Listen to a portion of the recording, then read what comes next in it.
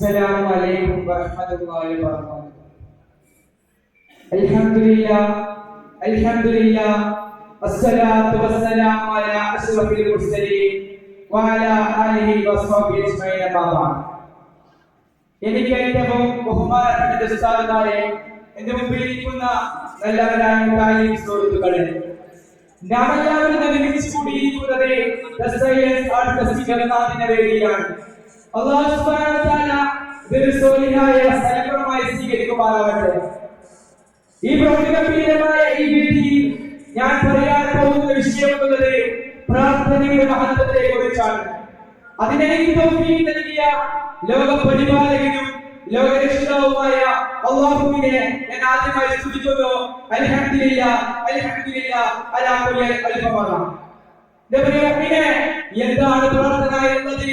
അല്ലാഹുവിന്റെ അടുക്കലെ ലോകരക്ഷിതാവായ അല്ലാഹുവിന്റെ അടുക്കലെ ഏറ്റവും നല്ല അമലാണ് പ്രാർത്ഥന എന്നത്. അല്ലാഹു സുബ്ഹാനഹു വ തആല പറയുന്നു, ഞാൻ കൂടുതൽ ഒരാളെ ഇഷ്ടപ്പെടുന്നു എന്നതിന് ഏറ്റവും വലിയ തെളിവാണ് വീണ്ടും വീണ്ടും അവൻ അല്ലാഹുവിനോട് ചോദിക്കാൻ അവസരം ലഭിക്കുക എന്നത്. അല്ലാഹു സുബ്ഹാനഹു വ തആല ഒരു മനുഷ്യനെ ഇഷ്ടപ്പെടുന്നു, അതിന്റെ ഏറ്റവും വലിയ തെളിവാണ് അവനിക്ക് വീണ്ടും വീണ്ടും അല്ലാഹുവിനോട് ചോദിക്കുക എന്നത്. അതിന് അല്ലാഹു നമുക്ക് തൗഫീഖ് നൽകുമാറാവട്ടെ.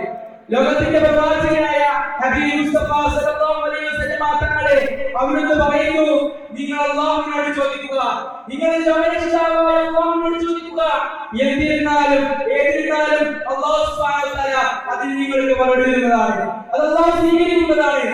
അല്ലാഹു സുബ്ഹാനഹു വ തആല പലതവണ പറഞ്ഞിട്ടുണ്ട്, നിങ്ങൾ എന്നോട് ചോദിക്കുക, ഞാൻ ഉറപ്പായി തരും. നിങ്ങൾക്ക് തരാത്തത് ഞാൻ നിങ്ങളുടെ ഭക്ഷണലോകത്ത് ഒരുമിച്ച് കൂടുന്ന സമയത്ത് നിങ്ങൾക്ക് അത് തിരിച്ചു നൽകുമെന്ന് അല്ലാഹു സുബ്ഹാനഹു വ തആലയോട് പറയുന്നുണ്ട്. ലോകത്തിന്റെ പ്രവാചകൻ സല്ലല്ലാഹു അലൈഹി വസല്ലം തങ്ങൾ പറയുന്നുണ്ട്, അദ്ദുആഉ സിലാഹുൽ മുഅ്മിനീൻ, മുഅ്മിനീന്റെ ആയുധമാണ് എന്ത്? പ്രാർത്ഥന എന്നുള്ളത്. നമുക്കറിയാം, ഏറ്റവും നമുക്കൊരു പ്രശ്നം വരുമ്പോൾ, നമുക്കൊരു അക്രമം വരുമ്പോൾ നബി സല്ലല്ലാഹു അലൈഹി വസല്ലം തങ്ങൾ എന്താണ് പറഞ്ഞിരിക്കുന്നത്? നിങ്ങളിലേക്ക് ഒരു അക്രമം വരുമ്പോൾ, ഒരു പ്രശ്നം വരുമ്പോൾ, ഒരു കുടുക്കം വരുമ്പോൾ, നിങ്ങളൊരാളുടെ എന്തെങ്കിലും പ്രശ്നത്തിൽ പെട്ടാൽ നിങ്ങളെ അല്ലാഹുവിനോട് പ്രാർത്ഥിക്കുക. അതിന് ഏറ്റവും വലിയ ഉത്തമമായ ഉദാഹരണമാണ് യൂനുസ് നബി, പ്രവാചകനായ യൂനുസ് നബി അലൈഹിസ്സലാത്തു വസ്സലാം. ആരാണ് യൂനുസ് നബി അലൈഹിസ്സലാത്തു വസ്സലാം? വളരെ പ്രശസ്തനായ മനുഷ്യനാണ്, പ്രവാചകനാണ്.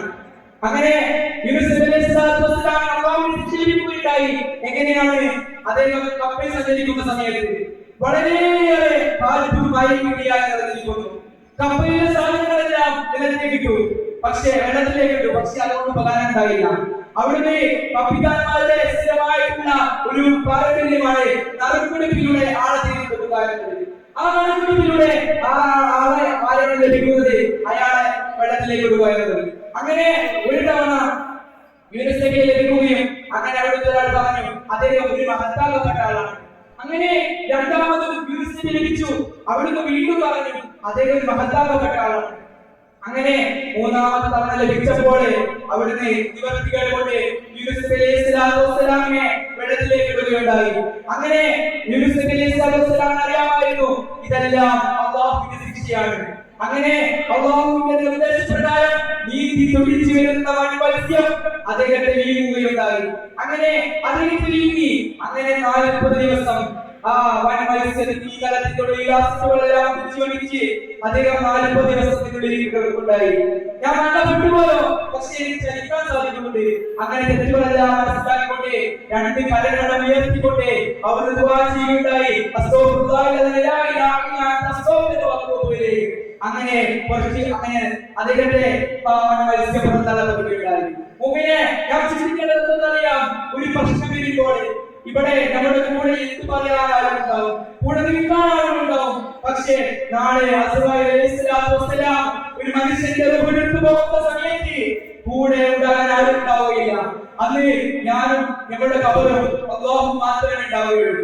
അന്ന് ഖബറിലേക്ക് പോകുന്ന സമയത്ത് അവിടെ നിന്ന് ചോദ്യങ്ങൾക്കുള്ളിൽ അവിടെ നിന്ന് എന്തെങ്കിലും ലഭിക്കുന്നുണ്ടെങ്കിൽ മുഅ്മിനെ നീ ശ്രദ്ധിക്കണം, അല്ലാഹുവിനോട് പ്രാർത്ഥിക്കുക. അല്ലാഹുവിനോട് പ്രാർത്ഥിച്ചുകൊണ്ട് അല്ലാഹു എന്തൊക്കെയോ പ്രശ്നങ്ങളുണ്ടെങ്കിൽ അല്ലാഹുവിന്റെ കരങ്ങൾ തീർത്തുകൊണ്ട് അതിന് അല്ലാഹു തൗഫീഖ് നൽകുമാറാകട്ടെ. അങ്ങനെ ഖബറിൽ നേട്ടം ലഭിക്കുകയുണ്ടാകും.